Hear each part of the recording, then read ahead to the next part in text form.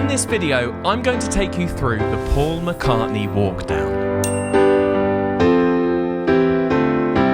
Inspired by the classic song Let It Be, you can use this chord trick whenever you're moving from chord 4 to chord 1 in a song. So if you're looking for new ways to create smooth transitions between your chords, this is the video for you.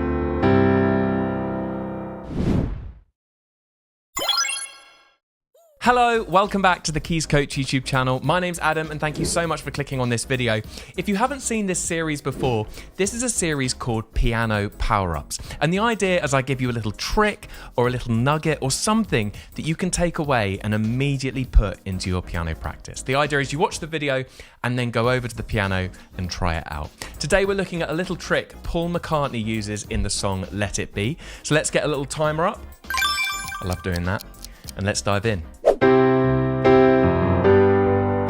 So this is the intro we know and love. Now we're not going to look at this section here, but we're going to look at the final bar, which is this bit here.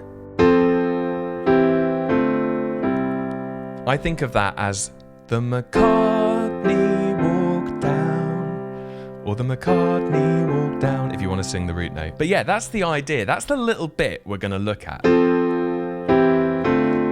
So what is going on there? Well, we're in the key of C.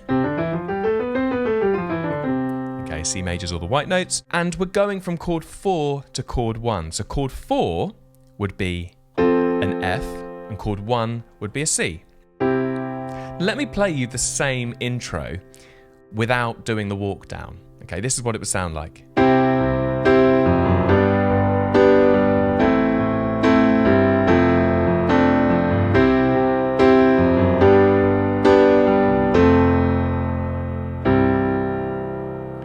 You see how it doesn't quite have that same punch? This is a really kind of triumphant song. It's so iconic. It's like an emotional anthem. And without having that walk down is like a big full stop at the end. Do you know what I mean? Now, if there are any Beatles hardcore fans out there, I know he doesn't quite play that whole walk down in the intro. He does in the rest of the song, but in the intro he doesn't. What he actually does in the intro is this. But then for a lot of the rest of the song, he does actually play that, particularly when he's playing it live. So yeah, we're kind of taking that as a little nugget. So what are the chords in this walk down? Well, we start on an F, which is chord 4 in the key. And you can see in our right hand, we've got a C, an F, and an A. That's an F major triad in second inversion. We then go to a C over E. We've got a C in our right hand and an E in the bass. So there's that first movement. And this triad up here is in root position. We then go to D minor 7. So what I'm actually playing there is a D in my left hand and then an F major chord in our right hand. And this time our F major chord is in first inversion. Then we go to the C, which is chord 1. So here's the whole thing. Now, as with all of these videos, I want you to be able to practice all of these ideas at home. So to help you, I've put together a free PDF lesson book, which contains the notation for all of the exercises I'm covering today. You can go ahead and grab your copy. It's completely free, and the link is in the video description. So you may be watching this thinking, that's all great, but you've basically just taught us the last bar of Let It Be. Why is that useful? Well, the reason why it's useful is you're going to start spotting this little McCartney Walkdown in so many other songs. It's like a little device, and in some songs, it's actually built into the kind of composition itself. So to give you an example, this one, I thought of this earlier, it was such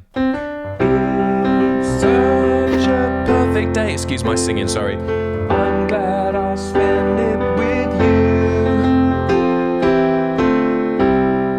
It's there. I'm glad I'll spend it with you. The McCartney Walkdown. It's there. It's also in the song Looking Out on the Pouring Rain. I used to feel uninspired. It's there.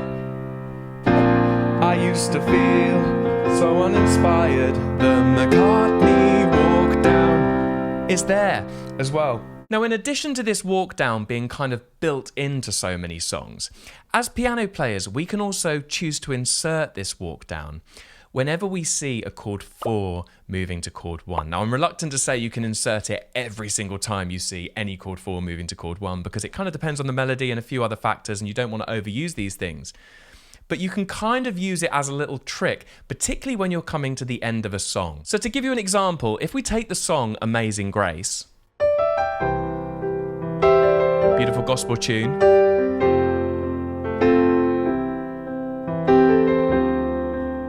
at the end, it just goes from 4 to 1.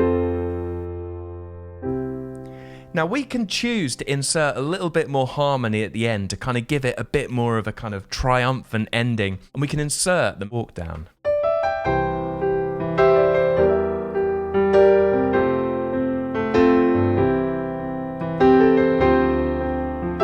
Here we go. Do you see that? It's just a little trick that we can use to kind of make the ending of a song or a little section in a song even more kind of more final. Do you see? It's just got so much kind of power, that.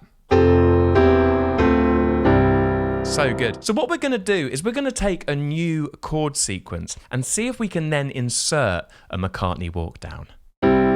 So I'm going to start in the key of C here, and we're going to go C for a bar. Then we're going to go to G over C. So what that means is we keep the C in our left hand, but the G moves in our right hand. Do you see that? We've got a G major triad in our right hand there. So we've got C, G over C. Then we go to B flat over C, and then to F. I'll play that again for you. It's kind of got James Taylor vibes, like a piano ballad.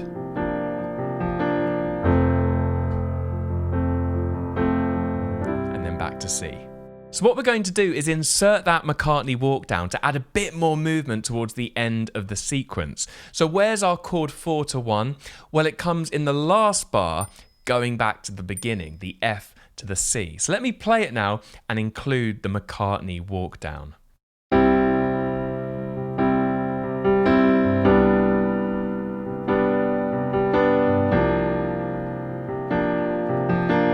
Here we go.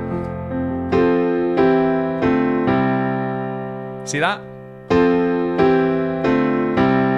And that rhythm I'm playing is this. Back-a-da-bap, bap, bap. Back-a-da-bap, bap, bap. Yeah, some of you might remember the back-a-da-baps from the 5 levels of rhythm I did. Turns out people quite like the back-a-da-baps. I think they thought they were quite funny. So the back-a-da-baps are back. That's quite hard to say. Anyway, let's try it.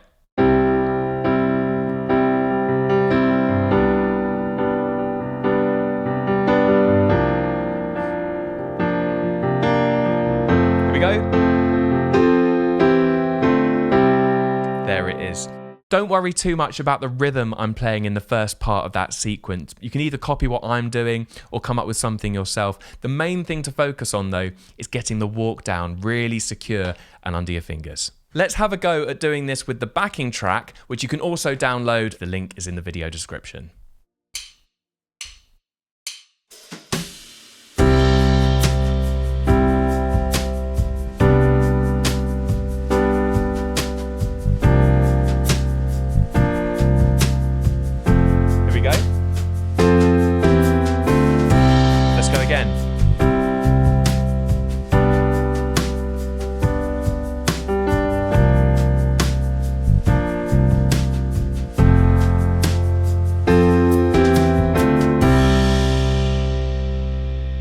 Okay, so your task now is to go over to your piano or keyboard and actually have a go at putting this into practice. See if you can play that chord sequence through and see if you can insert that McCartney Walkdown at the end. And if you want to take this a step further, find a song you're playing at the moment and see if you can spot a chord 4 moving to a chord 1 and see if you can insert that walk down. Drop a comment down below and let me know how you get on. And if you really enjoyed this video, I think you're going to love this video here.